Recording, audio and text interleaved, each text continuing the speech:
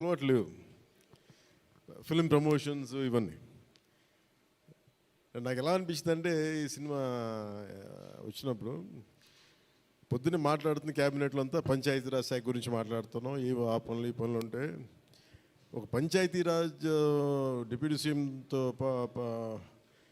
ఉండి పంచాయతీరాజ్ శాఖ నిర్వహిస్తూ ఉంటాను, ఆఫ్కోర్స్ ఫారెస్ట్ అండ్ ఎన్వైరన్మెంట్తో పాటు. సో పంచాయతీరాజ్ శాఖ మంత్రిగా ఉంటూ కేవలం నేను పంచాయతీల వరకే పరిమితం అనుకున్నాను, కానీ సినిమా పంచాయతీలు కూడా చేసి మరి రిలీజ్ చేయాల్సి వస్తుంది. నేను ఎప్పుడు అనుకోలే. అంటే అంటే నాకు ఎందుకు అనిపించిందంటే నా లైఫ్ టైంలో ఎప్పుడు కూడా నాకు ఏది తేలిగ్గా దొరకలా. ఒక చిన్నపాటి అచీవ్మెంట్ కావచ్చు, ఒక నేర్చుకోవడం కావచ్చు, మేబీ అందరికీ ఇదే ఉంటుందేమో నాకు తెలియదు, కానీ నాకు ఏది కూడా ఏమంటుందని వడ్డించిన విస్తరి కాదు నా జీవితం. ఇప్పుడు అన్నీ కింద పడి ఇన్నాళ్ళకి పోనీ మనం డిప్యూటీ సీఎం అయ్యాం, సినిమా అలా రిలీజ్ అవ్వాలి కదా అని 70 రిలీజ్ అవ్వాలి. ఎంత అంటే ఎన్ని ఇబ్బందులు పడాలి, పంచాయతీలు చేయాలి, ఇవన్నీ చేస్తే నాకు ఒకసారి అలసట వచ్చేస్తాయి. నిద్రలేదు గత వారం రోజులుగా. నా జీవితంలో అది నేను ఆల్మోస్ట్ ఫిల్మ్ ఇండస్ట్రీకి వచ్చి almost close to 28 to 29 years. ఇన్ని సంవత్సరాలు మాట్లాడిన దాంట్లో మొన్న 2 days ఈ సినిమా గురించి మాట్లాడిన దాంట్లో కనీసం 10% కూడా మాట్లాడి లాస్ట్ 28 yearsలో. అండ్ నాకు ఒక్కోసారి అనిపిస్తుంది అసలు సినిమా ఎవరితో మాట్లాడకూడదు, ఒంటరిగా ఉండాలనుకున్నాడేమో. నేను ఇలా పబ్లిక్ లైఫ్లోకి వచ్చాను.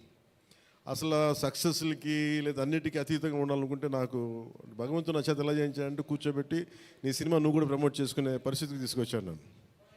ఇది నాకు చాలా ముందస్తుగా చాలా ఆనందాన్ని ఇచ్చింది. ఒక బాధ్యత తీసుకోవటం, సినిమా సక్సెస్లు ఇవి ఎట్లా ఉంటాయి, రికార్డ్స్ ఇవన్నీ నాకు నిజంగా తెలియదు. నేను ఎందుకంటే అవి ఎప్పుడు తలకెక్కించుకోను కూడా.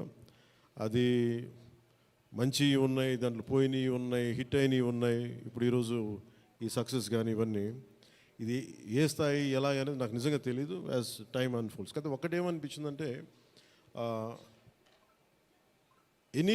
ఫర్ ఏ వర్క్ అయినా సరే there is always a room for improvement.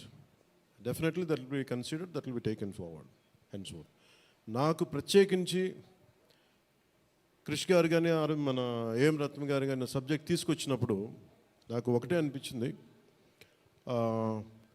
ఇది ఎలా చేయగలం. ఎందుకంటే పీరియడ్ ఫిల్మ్ నాకు ఎప్పుడూ డౌట్, నాకు బేసిక్ అంటే ఎలా చేయగలం, ఎలా సాధించగలం అంటే they came out with good concept. కొంత గుడ్ ఆర్ట్ డైరెక్ట్ని తీసుకున్నారు, మన తోట తరుణి గారిని ఇనిషియేట్ చేశారు. ఎఫెక్ట్స్ ఎలా వస్తాయి అనేది they might be some glitches, I don't as అంటే ఇంటా ఉంటే నాకు అనిపించింది గ్లిచెస్ ఉండొచ్చు, maybe that will be corrected, that's not an issue. కాకపోతే ఏంటంటే మోర్ దెన్ ఎఫెక్ట్స్ వీటన్నిటికంటే కూడా ఒక emotional engagement to a story. మనం ఒక సినిమాకి వెళ్ళినప్పుడు మనకు గుర్తుండిపోయేది ఏవి ఎలా ఉన్నాయని కంటే కూడా what do we carry in our heart. మన గుండెల్లో మనం ఏం తీసుకొస్తాం, ఏ జ్ఞాపకాన్ని పట్టుకొస్తాం, ఏ ఎమోషన్ని తిరిగి ఇంటికి తీసుకొస్తాం అనుకుంటే నాకు ఒకటే ఈ సినిమా నేను ఒప్పుకున్నప్పుడు నాకు ఏమనిపించిందంటే ఇది మొఘల్కి సంబంధించింది.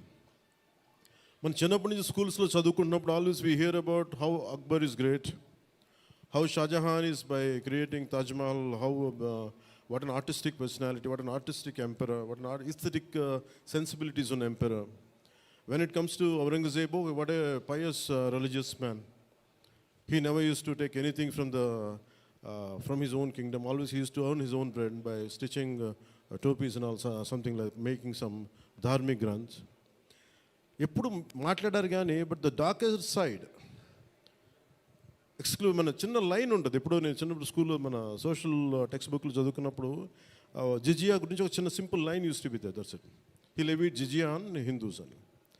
ఈ సినిమా చేస్తున్నప్పుడు నాకు అది గుర్తొచ్చింది. ఒరిజినల్గా ఈ కథ చేసేటప్పుడు సింపుల్ లైక్ ఎనీ ఇమిగ్రేషన్, మన ఎయిర్పోర్ట్కి వెళ్తే ఇమిగ్రేషన్ ఎలా ఉంటుందో అలాగే కైండ్ ఆఫ్ ఇమిగ్రేషన్ అది. హిందూగా ఉంటాం, ముస్లింగా ఉంటాం అంటే లేదా విల్ బి హిందూ లైక్ బొట్టు పెట్టుకుని ట్యాక్స్ పే చేసి వెళ్ళిపోతారు, అంతే. That's the sequence. So once the producer and కృషి గారు హ్యావ్ డిసైడెడ్ అండ్ జ్యోతి కృష్ణ గారు have decided it should be 2 parts. అంటే లెంత్ 4.5 hours వచ్చేసింది కాబట్టి మనం ఫస్ట్ మన దీన్ని 2-2.5 గంటలకు చేయాలనుకున్నప్పుడు అప్పుడు ఇంటర్వెల్ పాయింట్ ఎక్కడ పెట్టాలంటే ఇది ఏమంటుందండి, చౌకీటానా. ఈ చౌకీటానా దగ్గర ఆగిపోయింది. సో అక్కడి నుంచి దాన్ని నాకు చేస్తున్నప్పుడు నాకేమనిపించిందంటే వీ కెనాట్ అండూ హిస్టరీని అండూ చేయలేం, కానీ can we address the past mistakes of the history? We are not questioning about the Akbar's greatness.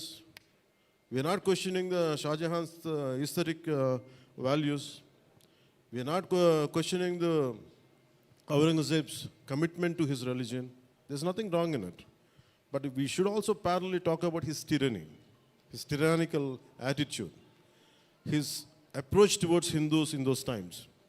అంటే కాన్స్టెంట్గా మనం ఎప్పుడు కూడా అక్బర్ ది గ్రేట్ అని వింటాం, కానీ కృష్ణదేవరాయ ద గ్రేట్ అని విన్నాం, రాణి రుద్రమదేవి ద గ్రేట్ అని విన్నాం. I don't know why conveniently our historians conveniently they made it in such a way, only it confine to only Mughal emperors.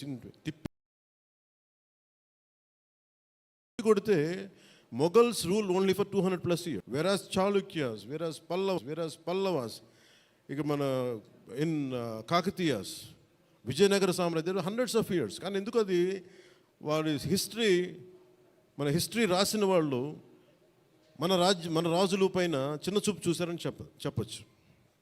They belittle rest of the dynasties when compared to Mughals. ఇది ఎక్కడో back in my mind it used to be there. So when you could convey the greatness of an Akbar, when you say that how committed religious man Aurangzeb was, so why can't we talk about jizya? It's always interesting. And no, being a Hindu land, ఇది నేను హిందూగా ఉండాలి, నువ్వు జిజియా నువ్వు పన్ను pay చేయాలన్న కాన్సెప్ట్ని ఎవరు దాన్ని ముట్టుకోలేదు, భయపడ్డారేమో, లేదా సెన్సిటివ్గా ఫీల్ అయ్యారేమో. బట్ నాది ఎప్పుడు కూడా టైట్ రోప్ వాక్.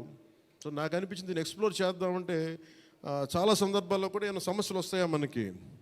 ఎందుకంటే ఇప్పుడు ఔరంగజేబ్ చేసి వెళ్ళిపోయినా కానీ ఇంకా మన వాళ్ళంతా ఇంకా సెన్సిటివ్గా ఉంటారు ఏంటో మరి.